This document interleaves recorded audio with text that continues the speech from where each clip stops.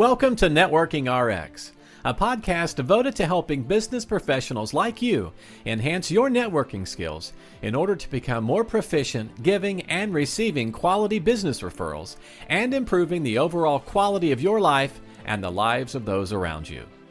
The Networking RX podcast is a production of AmSpirit Business Connections, an organization whose mission is to empower business success through networking.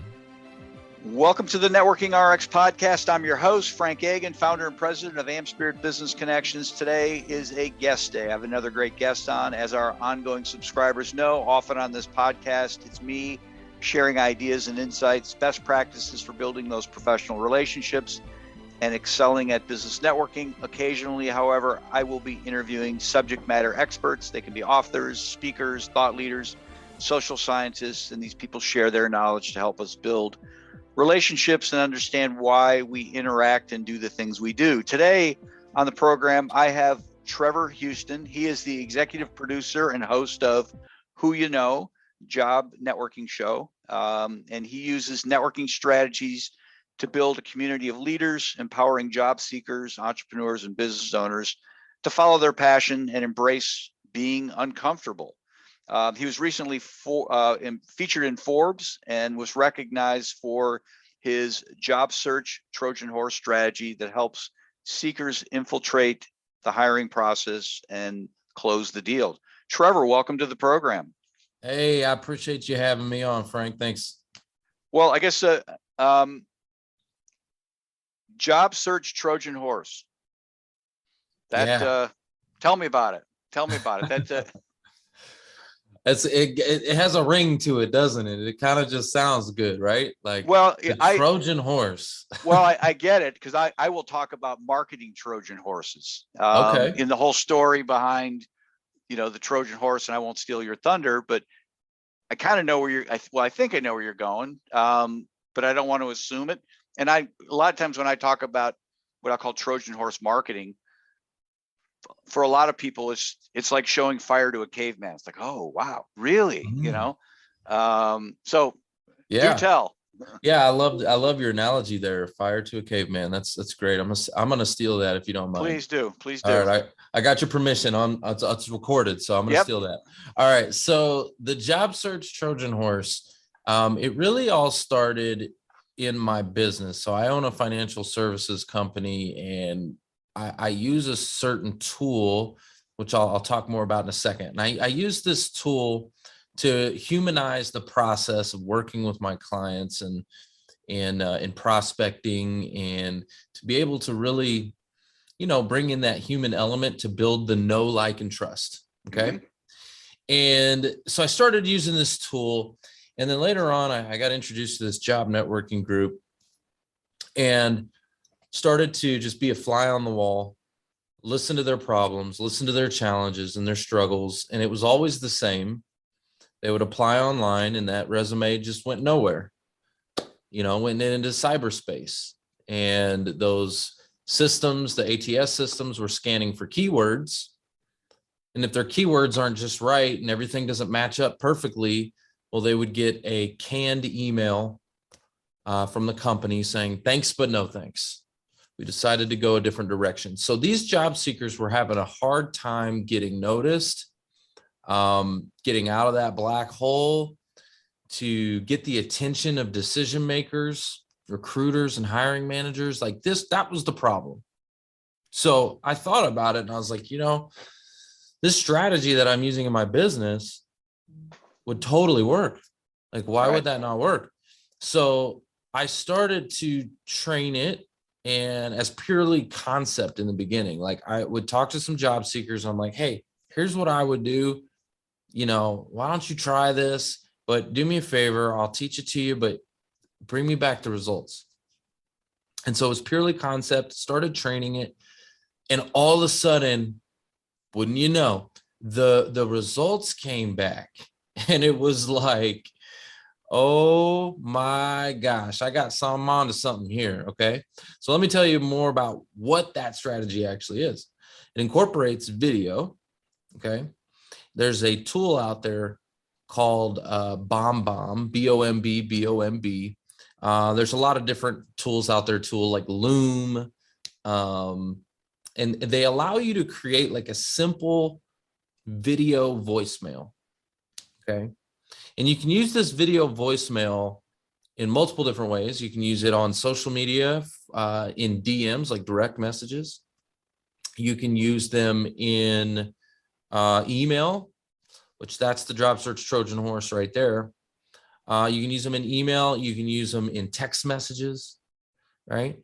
But what we essentially did was anytime those job seekers would be in contact with actual people, their instructions is pretty simple: to send in like a video voicemail. And what you're going to do is you're going to write that person's name on it. Okay. And there's a whiteboard. You write their name on that whiteboard and flash it at the screen like this. Right. So I know if you're listening on the podcast, you can't see this, but what I'm doing is I have a whiteboard with Frank's name on it right now. And I'm going to flash it at the camera back and forth like this, and it's going to get his attention, right? And when you do that, it almost but guarantees that they press play, okay? So they're going to press play because their name's written on this whiteboard, and your name is the most recognizable word to you, right? So it's kind of like clickbait, all right? Sure. A little bit clickbaitish. But I'm going to tell you, it works. It grabs their attention. They press play, and you've got about 45 seconds or a minute long. Like, don't go over a minute. You got about 45 seconds to do a few things. Compliment them, try to build commonality, right? And have a call to action, right? It's the 3 C's, right? So you want to, again, compliment, say, like, let's say I'm sending you this message on social media. I would say, hey, Frank, I was checking out your post or your podcast. Hey, Frank, I listened to your podcast and I thought it was amazing that episode with so-and-so. I thought that was a really great episode and I learned a lot from it. So that would be the compliment, right? Commonality, try to find something in common. Hey, Frank, I also do a podcast, right? Yep. That's your commonality. And then a call to action. Hey, I know you're super busy right now. Things are going crazy out there today. But I'd love to chat with you sometime. Maybe just a quick, 5-10 minute combo. There's a link to my calendar down below. Okay. And so if you can get all of that in 45 seconds, they're going to schedule. Like, matter of fact, there's an 81%. That's how high it is. 81% that they're going to book and they're going to get on your calendar. So we teach this strategy to start in LinkedIn, right? So you're getting the recruiters and the hiring managers' attention, the decision makers at the company. We start it there on LinkedIn. Then once we start getting those interviews scheduled, then now we're in the email territory, okay? Where after our interviews, instead of saying thank you, a lot of times people will do a thank you email and it's black and white text. Instead of that thank you black and white text email that has no personality, it doesn't stand out. There's nothing unique about a black and white text email. Instead of doing that, you do it again. You continue the strategy with the whiteboard and you write their name on it. You compliment them, tell them how much you appreciate their time, how much it meant to learn about the company culture, and you're excited about the opportunity. You can't wait to hear more about it. You can't, and so it literally, once you go inside that company and you send that video in, here's the magic. Here's the Trojan horse. We send it in the company and they get wowed by it because it's not something they're used to. Right? That recruiter or that hiring manager, whoever interviewed you, is like, literally they say, wow. And they forward that email to the other decision makers. That's the Trojan horse. It's beautiful. It's so crazy when it happens. But that video that gets sent into the company will get played on average 15 times. You start to go viral within the company by the CEO watches it. The hiring manager watches it. The recruiter, everyone involved in that hiring process will watch your video, building the know, like, and trust. Gotcha. It just works seamlessly. It's a really, really cool process. Do they go grab the resume then? I mean, I mean, you still got to be qualified for the job, right? Oh, I get it. Yeah. It's not voodoo magic. I totally get that. But you talk about the ATS software, which I just learned about, which totally floored me.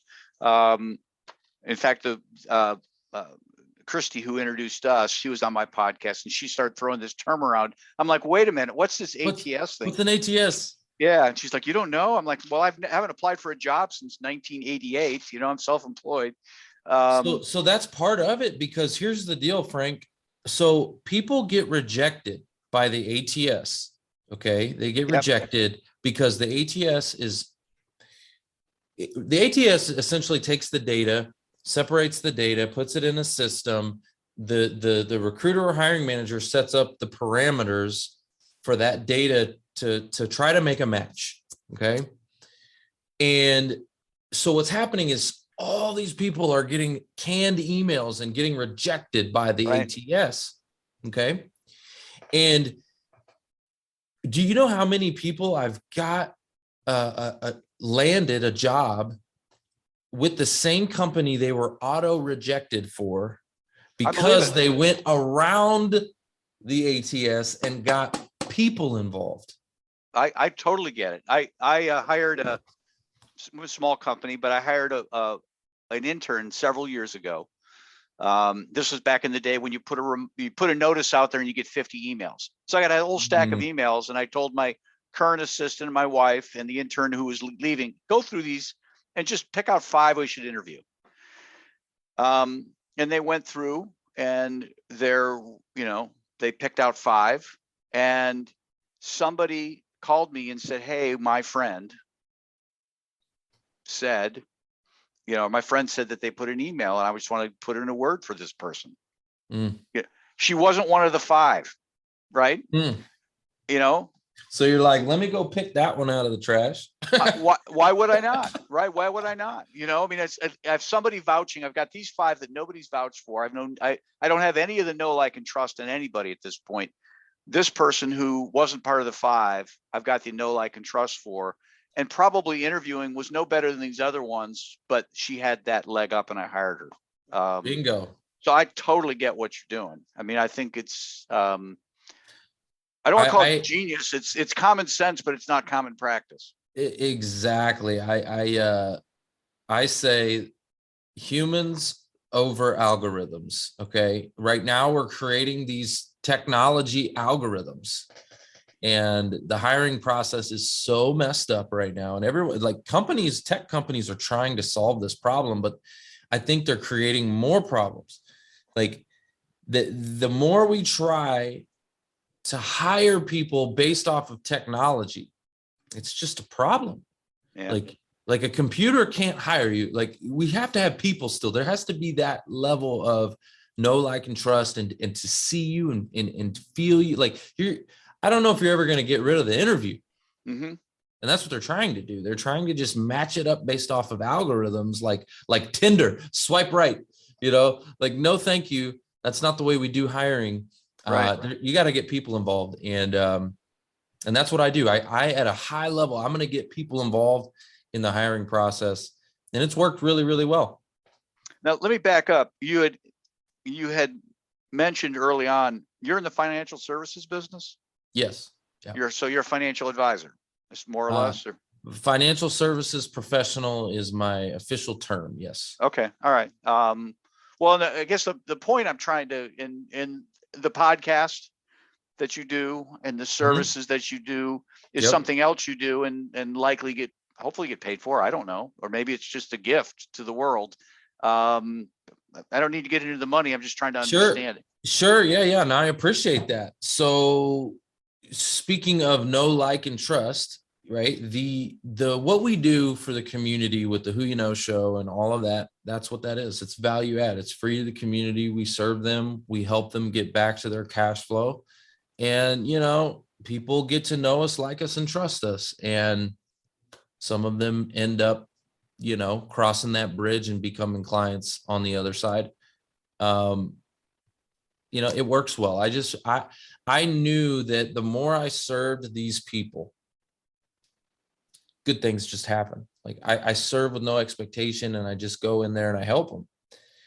And originally, it originally did start.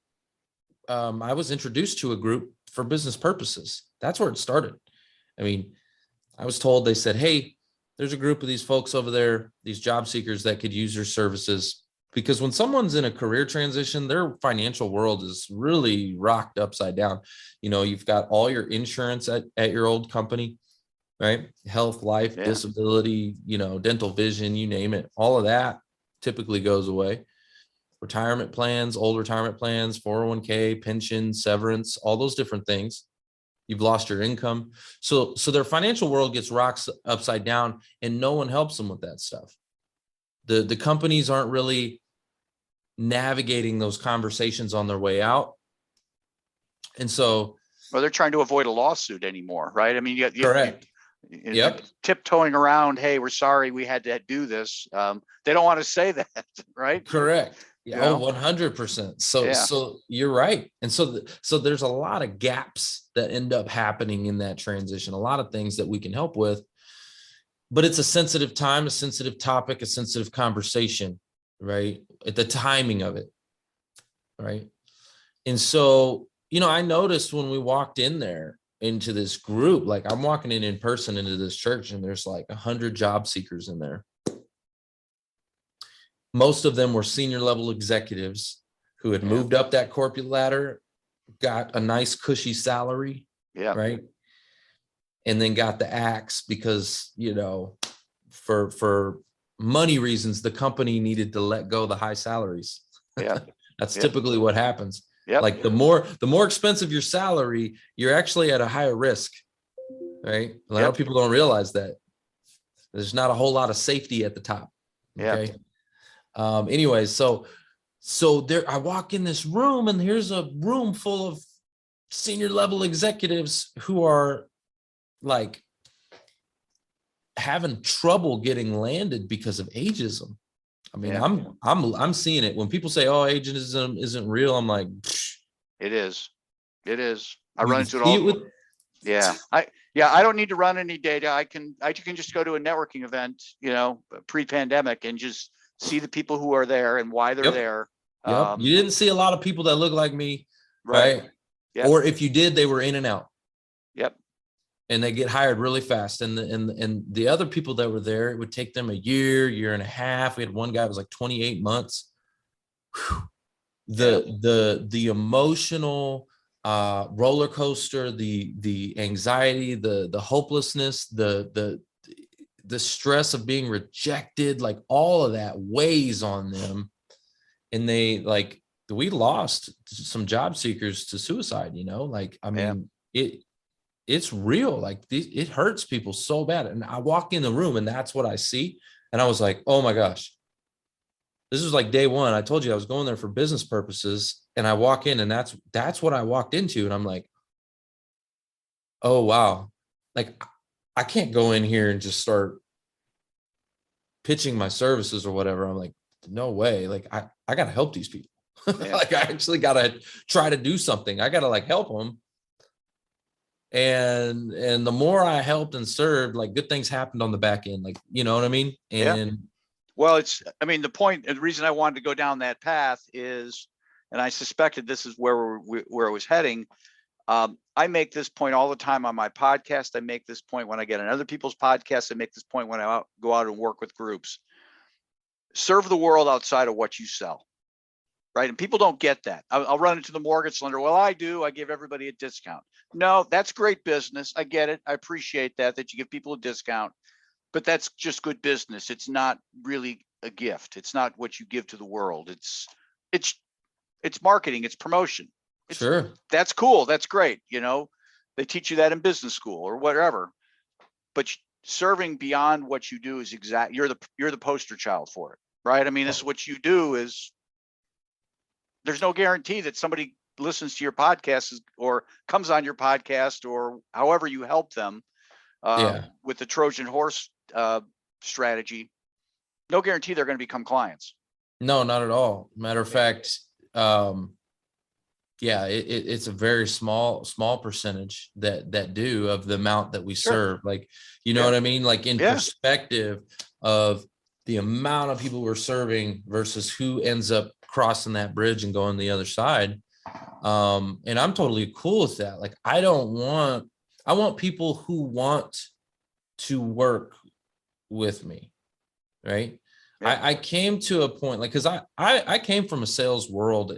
Before I got into financial services, I was in the auto industry and it was very much, I was the top producer, top sales guy. So I was very, very good at sales. I could close people. I was a great closer. Negotiation. This was back when there was back and forth negotiation. And I was very good at it, but man, I just didn't like it. You know, some of that stuff that I, was doing in all transparency is kind of some negotiation sleaziness in there. There was some stuff in there that I was good. I just didn't like it. And when I got into this other world, and that was more transactional, by the way, that was very much transactional. I want to close the deal, move on to the next one. When I got into this other world, into financial services, it was more about relationships, long-term serving, and I want to, like, if I'm going to work with somebody for 20 years, I need to like them. Yeah. They need to like me. Yeah, it's different than a car sale where the guy drives off. You just hope it makes past 90 days or whenever the warranty is, right? Oh, you're taking the car out of state? Cool, right? That's even better. I was in new cars, so it's like as soon as you drive it off the lot, that is your car. Yeah. Like, that is bye-bye. Yeah. Totally get it. All right, we're running short on this. Has been awesome. It's really been great. Ways people can help you, how people can get a hold of you. Yeah, absolutely. So, all right, I would say this: if you're searching for employment, if you're tuning in right now and you're seeking employment, connect with me on LinkedIn, and we have something called the Career Transition Summit, where I really dive into that job search Trojan Horse. And I was featured on Forbes for it. I mean, we've helped thousands of job seekers, get noticed, get landed by that strategy. So I would say to connect there. Just connect with me on LinkedIn. It's probably the best way. And from there, we can just take the conversation wherever you need to go, whether it's on the financial side, whether it's, connecting on job search, whatever it is that somebody needs to do. LinkedIn's probably the best way to do it. Okay. All right. I'm writing a note here. Somebody I'm going to alert to this right away. Well, I appreciate your time today. This has really been, I have chills, right? I mean, it's been enlightening because I talk about this stuff all the time. And again, this is textbook, poster child of serve people outside of what you sell, and it all works out. So I do appreciate your time. I appreciate you. Thank you for having me. Thanks for joining us on the Networking RX podcast. Please put what you've learned into action today and let us know if you have questions, comments, or ideas for future topics. You can email them to us at podcast@amspirit.com. That's AMSPIRIT.com. Finally, so you never miss an episode, be sure to subscribe to the Networking RX podcast through iTunes, Overcast, or however you receive your podcasts. Now get out and network with someone. The Networking RX podcast is the copyright production of AmSpirit Business Connection. All rights reserved.